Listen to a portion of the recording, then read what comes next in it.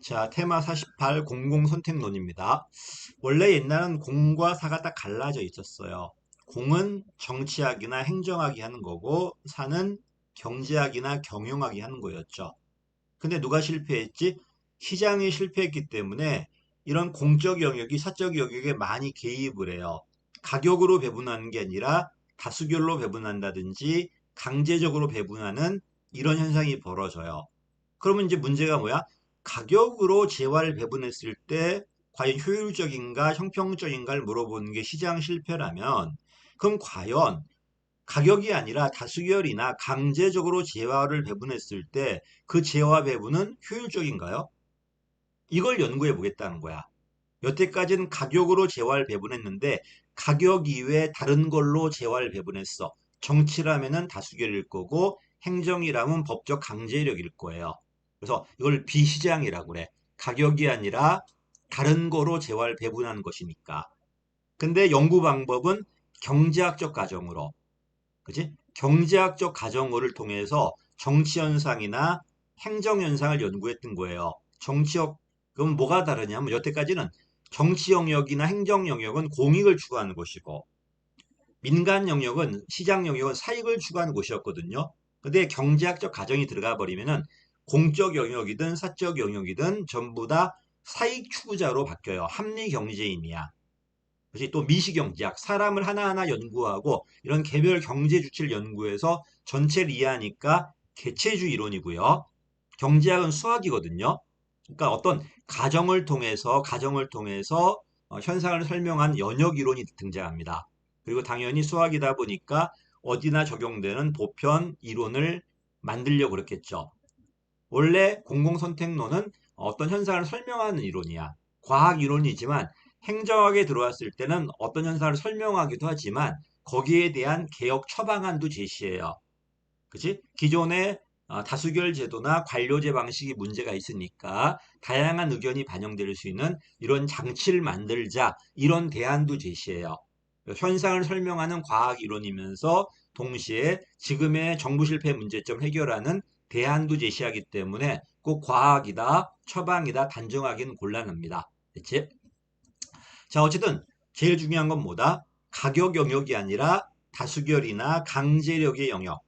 비시장 영역이에요. 여기에 대한 경제학적 연구다. 경제학적 가정을 통해서 그치? 비경제 영역을 구분한 이론이다. 이러다 보니까 처음에는 경제학도 아니고 정치학도 아니고 이름 없는 학파라고 그랬어요. 67년도였거든요. 나중에 공공선택론, 행정학은 재정학이라고 할 때도 있고요. 됐지? 어쨌든 기존의 다수결 제도와 관료제 제도가 실패한 이유는 뭐라고요? 다수결은 항상 51이 이겨요. 49의 의견이 반영이 안 돼요. 선택권이 없는 거야. 됐지? 관료제도 마찬가지야. 공급자 중심의 독점이기 때문에 선택권이 없는 거예요. 이러니까 망했다는 거야. 다수결도 문제가 있고 왜 다양한 의견을 반영 못하니까. 관료제도 문제가 있다는 거야. 획일적으로 독점을 공급하다 보니까 고객의 선택권이 없다는 거예요. 이러니까 경쟁 논리라든지 이걸 통해서 기존의 다수결 제도나 관료제 제도를 개혁하겠다는 건데 행정학이다 보니까 주로 관료제에 대한 개혁, 우리가 배웠던 엑스비얼성, 파생 외부 효과 뭐 이런 문제점들, 이런 정부 실패를 설명한 이론이 바로 공공선택론이고 이걸 근거로 뒤에 누가 나온다? 시장개혁 기법들 민영화라든지 신공공관리론이라든지 이런 개혁 논리가 나올 수 있다는 겁니다. 67년도에 만들어졌고요. 행정학은 70년대 들어왔습니다. 70년대 들어왔고 80년대 신공공관리론의 이론적 근거로 작용합니다. 기본 전제가 경제학적 가정이야. 사람은 뭘 추구한다? 사익을 추구한다. 합리적이다. 정치인이든 관료든 누구든 다. 여태까지 정치나 관료는 공익을 추구한 존재로 봤지만 얘는 그렇지 않습니다. 전부 다 사익 추구 존재로 봐요. 그 다음에 보다시피 개별 경제 주체 행동을 통해서 현상을 설명하니까 거시론이 아니라 미시론이고요. 수학적 가정을 통해서 떤 현상을 설명한 이론이다 보니까 연역적이에요. 그리고 당연히 수학이니까 보편 이론일 거고요. 자, 시장도 교환이야. 그치? 매개체가 가격이야. 그리고 개별적 거래예요. 개별적 거래라는 거는 내 행동과 우리 둘이 계약을 했단 말이야. 그 행동이 우리한테만 영향을 주는 거지 타인들한테 영향을 안 줘요. 근데 정치 거래는 얘기 달라져요. 공적 거래는 이건 개별적 거래가 아니라 집합적 거래야. 집합적 거래. 이 말은 무슨 말이야? 우리의 행동이 여기서 끝나는 게 아니라 타인들에게 파급 효과가 있다는 겁니다. 긍정적인 것도 있고 부정적인 것도 있어요. 어쨌든 합리 경제이니까 자기 이익을 극대화하기 위해서 거래하고요. 근데 이게 개별적 거래가 아니라 집합적 거래다 보니까 파급 효과가 강하고요. 교환의 매개체가 가격이 아니라 정치라면 표가 될 거고 행정이라면은 어떤 강제력일 겁니다. 됐지? 이건 정치로 표현했네요. 그리고 이제 드디어 이제 행정에 들어왔죠. 정부를 관료제로와 공공재 생산자로 봐요. 시민을 소비자로 보는데 오히려 공공재가 생산자인데 얘가 훨씬 더 정보도 많이 갖고 있고 독점이에요. 됐지? 정보 비대칭 상황에 독점이다 보니까 이 관료제는 뭐가 문제점이다? 고객에 대한 대응성이 아니라 자기 이익을 위해서 정부 예산이라든지 정부 권력을 활용한다는 겁니다. 독점이어서 그래요. 또 시민들은 공짜잖아. 수익과 비용의 절연. 이러니까 낭비하는 거야.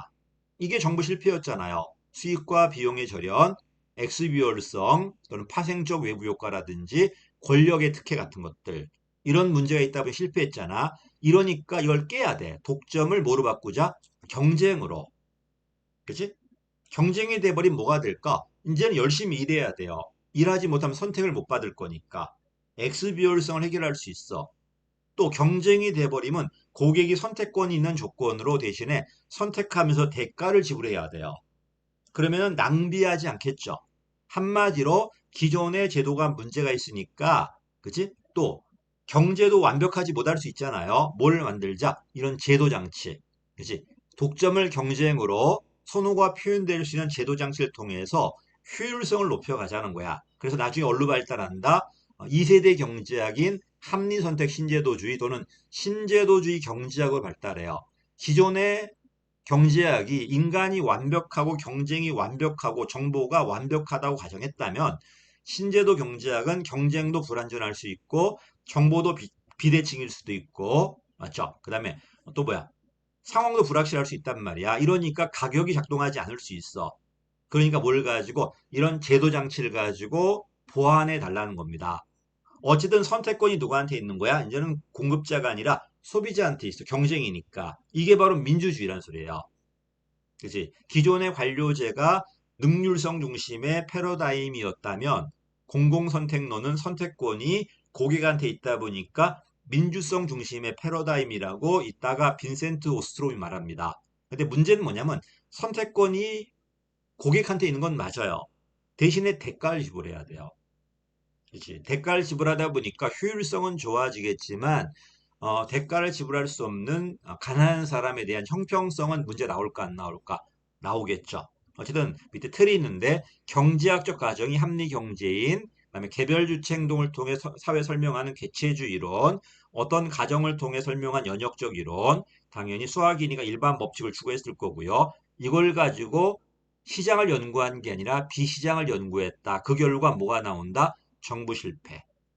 공무원들은 독점이니까 열심히 일하지 않고 민간은 공짜니까 낭비하고 있다는 정부 실패가 나오는 겁니다. 이걸 개혁하기 위해서 독점을 경쟁으로 그다음에 세금이 아니라 가격 개념으로 이런 걸 통해서 시장 기법이겠죠. 이걸 통해서 기존의 관료제를 좀 해결하겠다는 겁니다.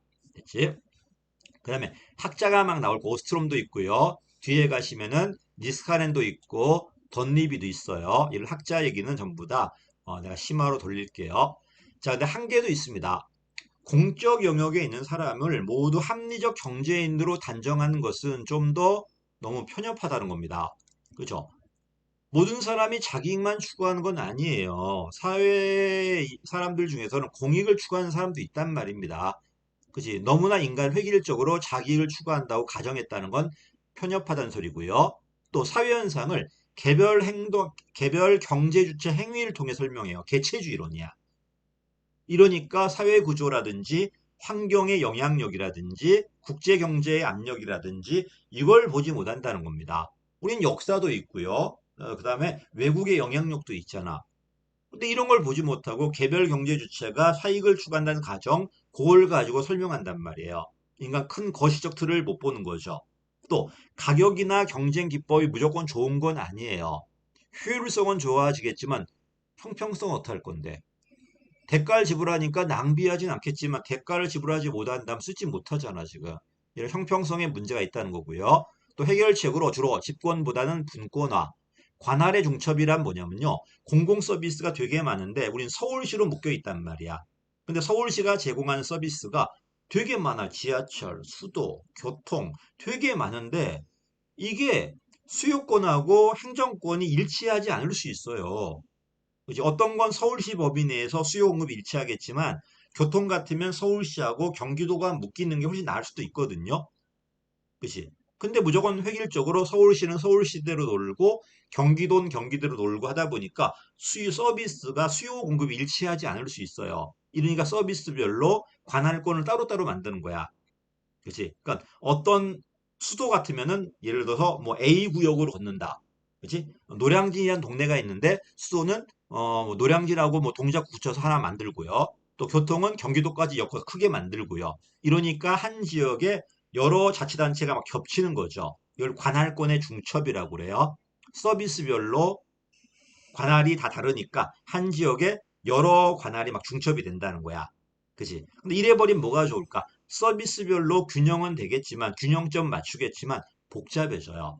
그러니까 분권화되고 관할권 한 지역을 여러 자치단체가 막 관할해버리면은 조정과 내부 관리가 어려울 수 있다는 겁니다. 또 효율성은 좋아지겠지만 형평성에 문제가 있다고 그랬고요. 그리고 항상 균형점이 있다는 것은 보수적이에요.